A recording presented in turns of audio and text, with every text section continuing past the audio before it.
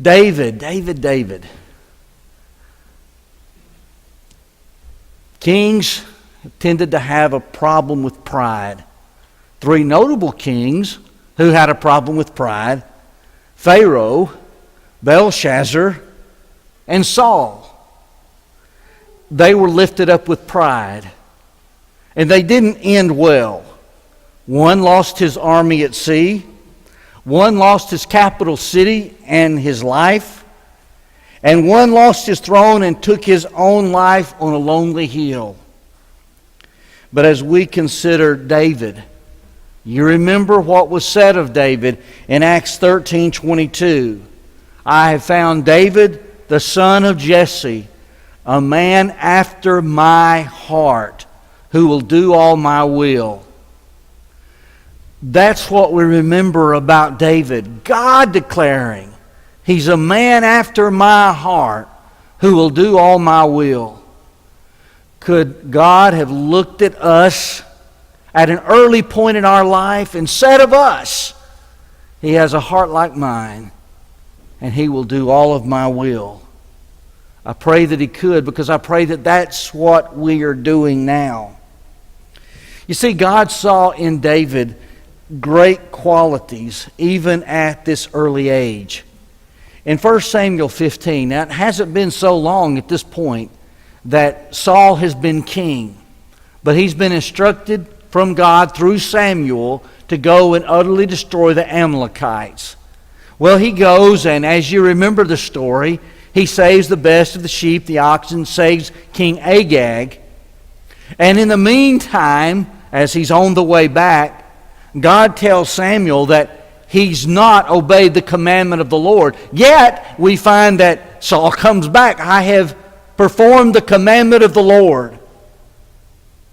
Well, we find as a result of this, he's told, because you have rejected the word of the Lord, he has rejected you from being the king. Now, as you recall your Israel history, he remained king for many more years. But yet there was going to be an end to his being king ultimately, and it was not going to be that he would have a dynasty. It would not be that his son and his son's son and his grandson's son would reign after him. No, God was going to find another. And sure enough, God did find another early on, and it was many years before David ultimately served as king, even though he had been anointed as king. But when Samuel was sent to find David, here's the interesting thing that Samuel said to David. He said, "Do not look on the appearance or on the height of his stature, because I have rejected him. For the Lord sees not as a man sees. Man looks on the outward appearance, but the Lord looks on the heart." Memorable words. And you know it was the case that he goes there to the house of Jesse and these sons are brought forward. No, not him, not him, not him. Well, don't you have another son? Well, there's the youngest. He's out keeping the sheep. And no doubt as concerns how they looked, tall, robust, more kingly, if you would, they were not to be the king, the youngest. In fact, in reading this, you kind of almost think he's probably not even reached his full growth, still that young. Don't look on the outward. God looks on the heart. You know, that's some important words to remember. You know, we might look at somebody sometime and think, they're not going to amount to so much. Maybe we need to be looking at what can be their potential, what they could be as Christians, what they could be if they would be but stronger as a Christian, what would be accomplished, what growth in the kingdom. We need to be careful when we judge based on appearance. See, God was looking on the heart. God knew more than Samuel. Well, then as you begin to read about David, one of the more notable things early on within his life is that story about David and Goliath. And you know that we had studied back kind of the first part of this summer. But his father sends him with food for the brothers who are with Saul in the army as they face the Philistines. And you have the Israelites on one side and the Philistines on another. And every day, Goliath comes out, the giant of a man. And you might say not only was there his height, but his girth, his weight, everything matched that height. He was a forbidding soldier, one that made the Israelites just cower in place.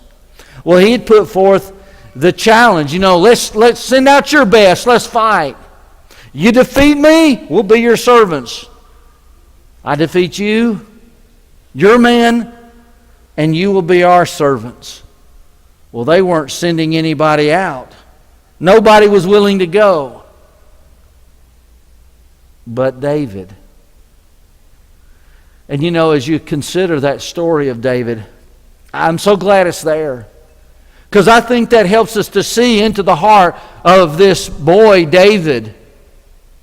How in the world could David defeat Goliath? David couldn't. David and God could. And that's what David knew.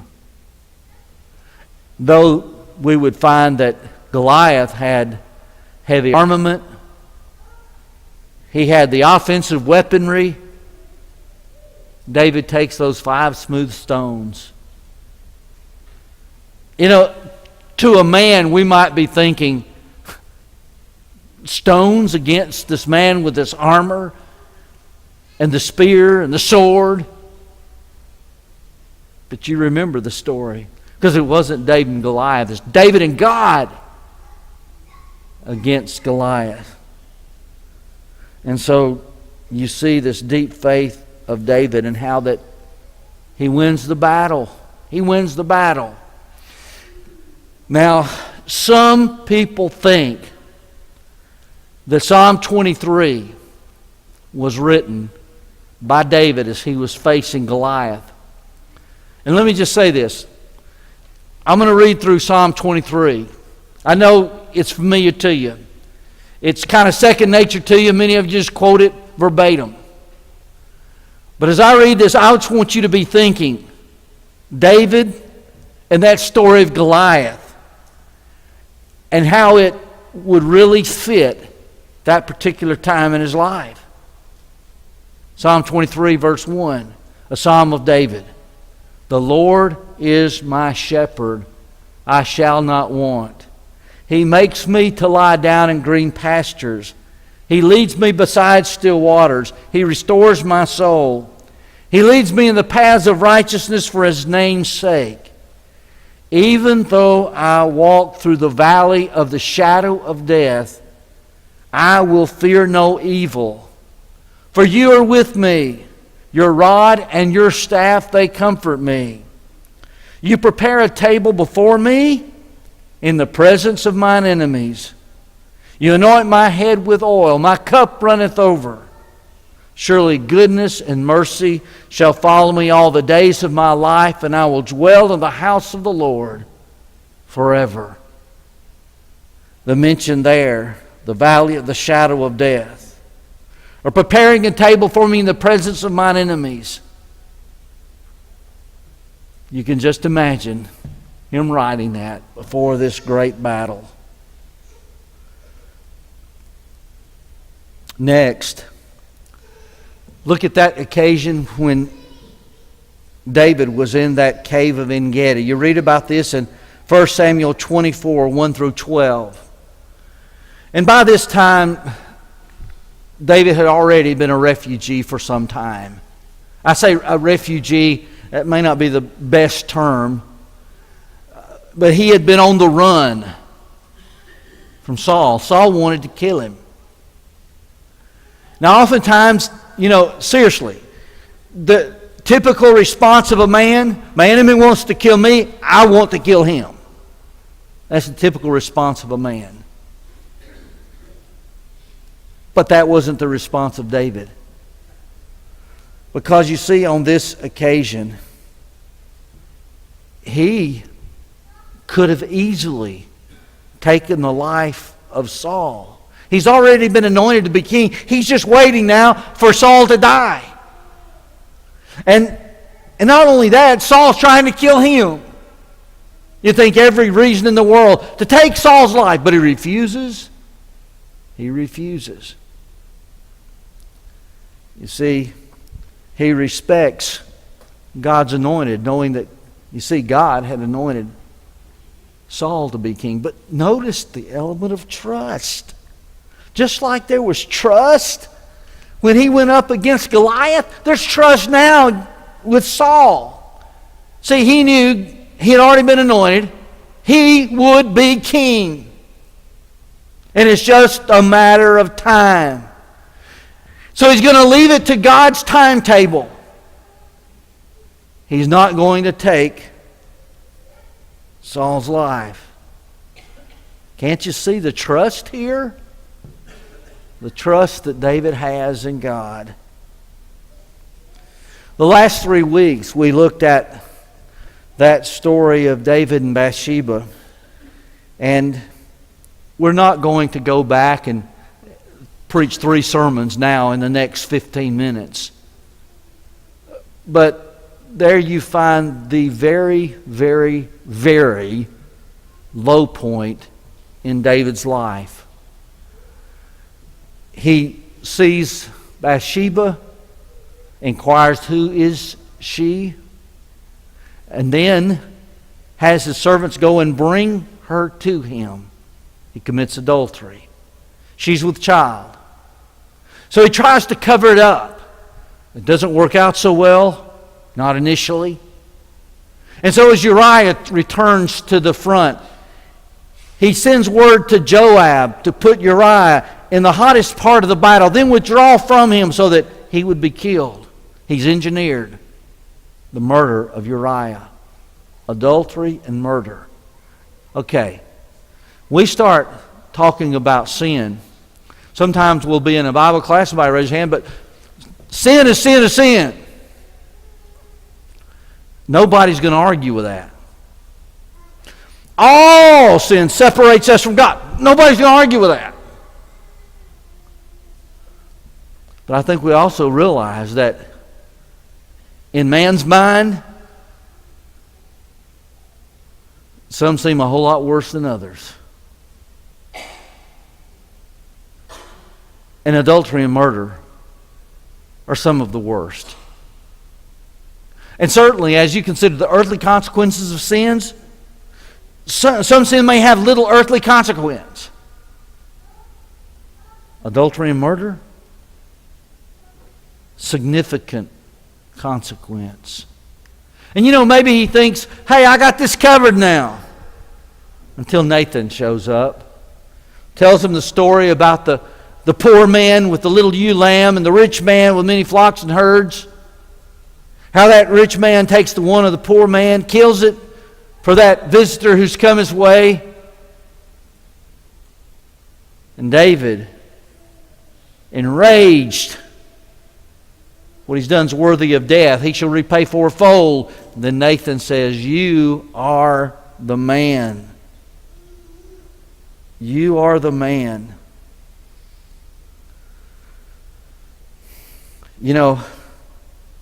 For all of that,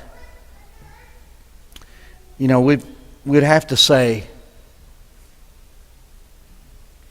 I'm sorry, I fail to see the humility at this point. But when you read Psalm 51, we read that last week. I'm glad we sang the song tonight because it is taken directly from Psalm 51.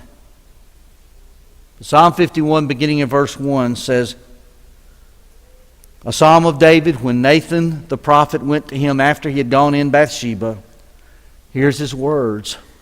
Have mercy on me, O God, according to your steadfast love. According to your abundant mercy, blot out my transgressions. Wash me thoroughly from my iniquity, and cleanse me from my sin. For I know my transgressions, and my sin is ever before me. Against you and you only have I sinned, and done this evil in your sight, so that you may be justified in your words and blameless in your judgment. You know, just as, if you went back to David and Goliath and how he put his full trust in God. Or maybe David, when he's in that cave of En-Gedi, how he had put his trust in God and his promise that he'd be king. Well, now once again, it's David and God. And you see a broken man. You see a man whose heart completely torn asunder because of his sin. You saw a man that's humbled himself, confessed his wrong, made it right. You know, I think you could, as you get to the end of the story,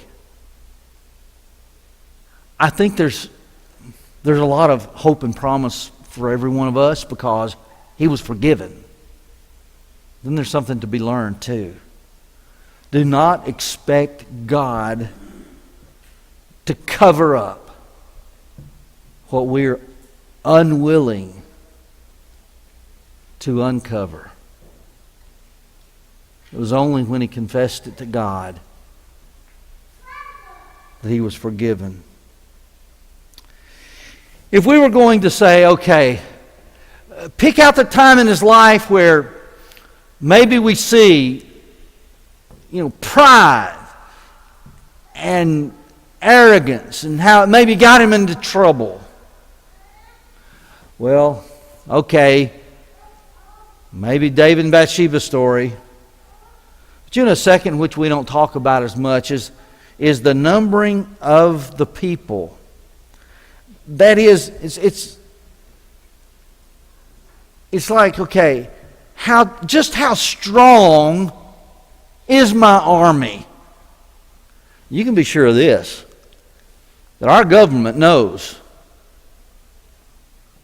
to the greatest detail the number of soldiers prepared for service, the ones who are in reserves, the armaments, whether it's tanks or artillery, nuclear weaponry, and they've well assessed our abilities. They've probably done that as well with anyone who would be a potential enemy.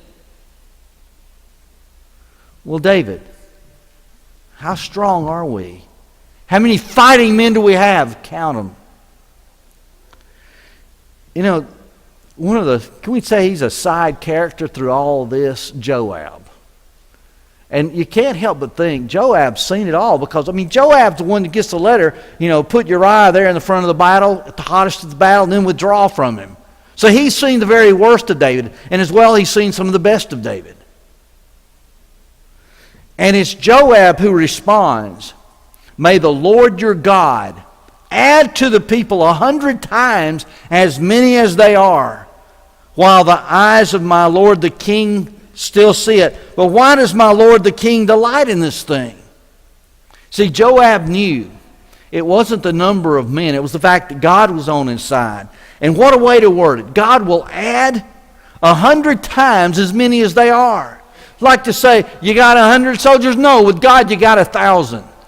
God's going to add 100 times.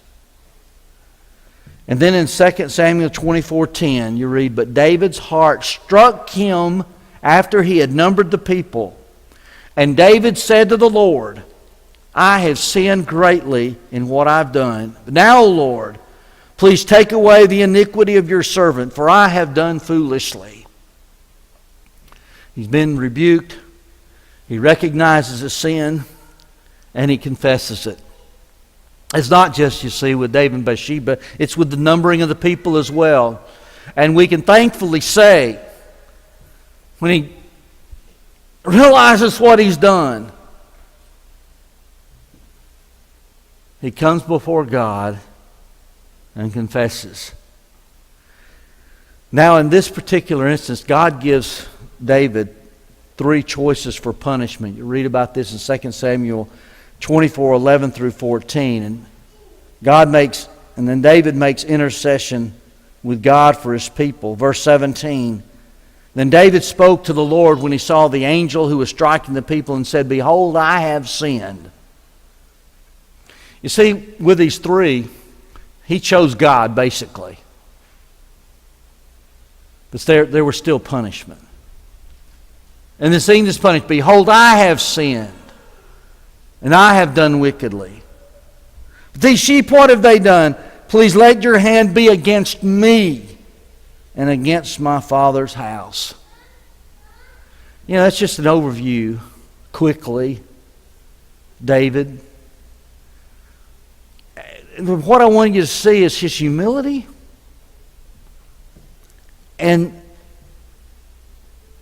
how it's David and God.